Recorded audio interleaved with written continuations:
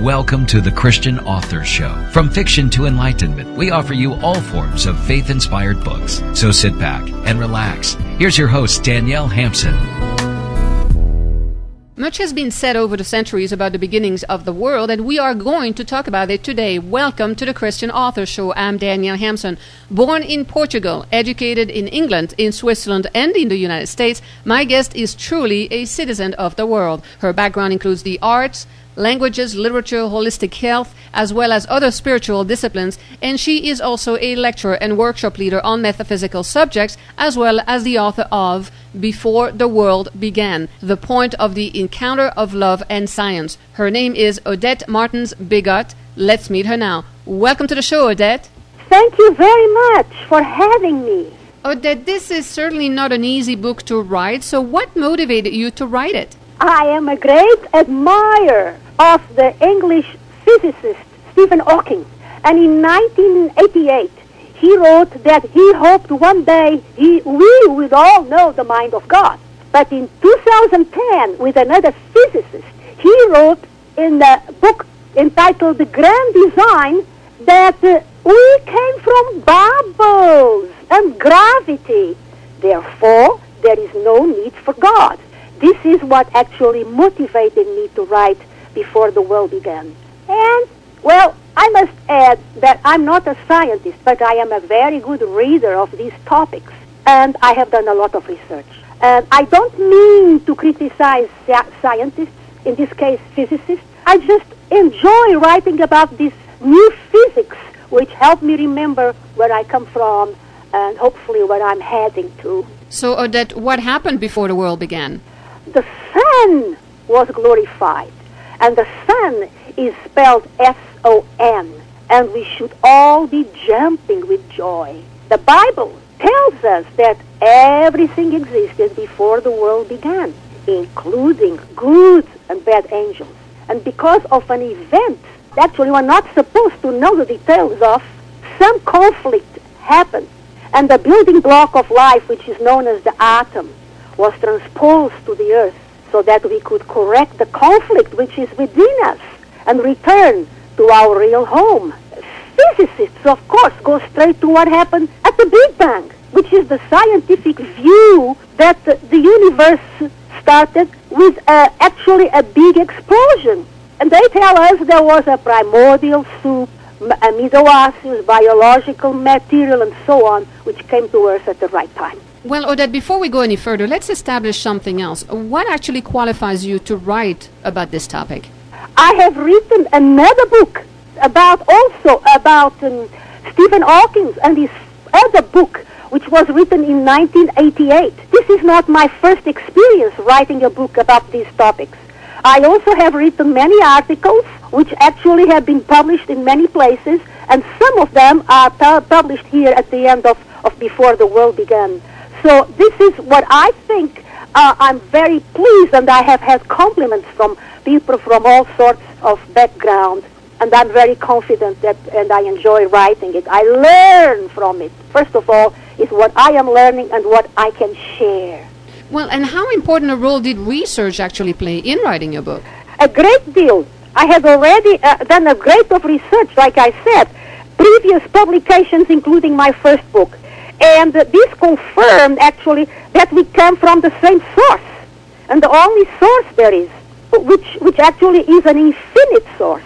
And I must say that I have a degree from Columbia University in English literature and writing.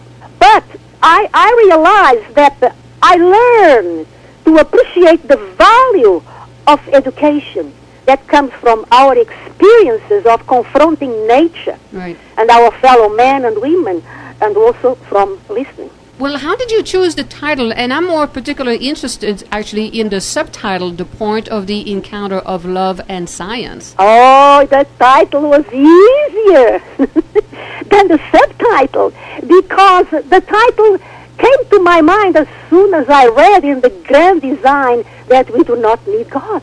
So I asked myself immediately, how about what happened before the world began? And with this thought in mind, I started to write the book, which actually took me only 6 months to write it. Now, the subtitle was a little more difficult. And I must say, I got help from someone with an Eastern philosophy background. The concept of the encounter and the point. In the end, I explain everything in the book. And what makes your book different from others on spirituality and science? Because surely you're not the only one who has written about that. Oh, I know. Although the title is unique so far. Right. The reader, this is already the comments I've had even from my teachers at Columbia University. I write in a way that the reader can understand in simple terms and also absorb what I have written. I write for the layperson, and I ask the reader in this book to ponder. I want them to be interacting. Now, in your book, you talk about models and patterns. Do you think that they have been pre-designed? And if so, why? And can they actually be changed? Yes, I like this question very much. There are actually 3 questions here. Predestination, why, and then the models. Can they be changed? Okay. The Bible and physicists say the same. I was very surprised when I researched this, that ours is a deterministic universe. So now the question is, who or what determines? Of course, the Bible says God determines all events. On the other hand, it is written in the grand design that the laws of nature determine all events. So now we have another question. Where do the laws of nature come from? From the Big Bang, of course. Physicists, this is the way they answer. They never question what happened before the Big Bang because they don't have that capacity yet. By always referring to the Big Bang, scientists may not realize that they are shedding light upon the infinity of mind and spirit. Their answer is now being opened up for debate, and that opens the question also of free will. As far as models, yes, they have been pre-designed because they symbolize what happened before the foundation of the world. We have the example of the cross, which is a model that has been ingrained in our minds for so long that most of us actually keep crucifying ourselves, symbolically, of course. Right. We learn from the Bible that the crucifixion happened before the foundation of the world. This means also that all events in our life have already happened. This is why we can relax and be healed without fear. Now, can we change our models? Well, some we can, some we cannot. For example, Princess Diana said that her marriage to Prince Charles had been her cross, and she was able to change that model. Odete, what obstacles may readers find when reading your book? And did you run into obstacles yourself when you actually wrote it? Yes, I think the obstacles come from preconceived ideas, and they can be dangerous. For example, God does not exist. Preconceived ideas put us in a cage and don't let us see the whole picture. I suggest to everyone who reads this type of book to have an open mind. It took me a long time to let go of preconceived ideas. Right. And, yes, they come back, and I try and handle them. Now, what benefits can the reader expect to gain when they read your book? Well, they can expect, actually, an understanding of the role that we played before the foundation of the world, and also the role we continue to play on this planet and other planets too. And if they listen, they can achieve self-healing. And what is the message that you're also trying to disseminate in your book? The message that I'm trying to disseminate is that we all come from an infinite energy. And then there is a great fear that we have. We have the fear of God's love. We do not confidence in ourselves. We have to allow our faith to take over. We have to let go of the ego so that we can reach that point of the encounter of love and science, which is actually the seed that was implanted in us before the world began and unites all of us. And it's when we try to deviate from this infinite reality that we start to dream. And you know what? Both the Bible and new physics say the same thing. They agree that ours is a dreaming universe. So who do you feel fits the profile of a typical reader of your book? Someone that is not really afraid or that wants to discover who they really are. Anyone that wants to find out why we are on this planet and where we are actually heading to. And they can identify. I have had several readers that contacted me about that. And they said some of these chapters are just fantastic. I have a 17-year-old that loves the chapter on travel and parallel universes, which is what scientists are now working on in order to discover a theory that they hope will unite all things.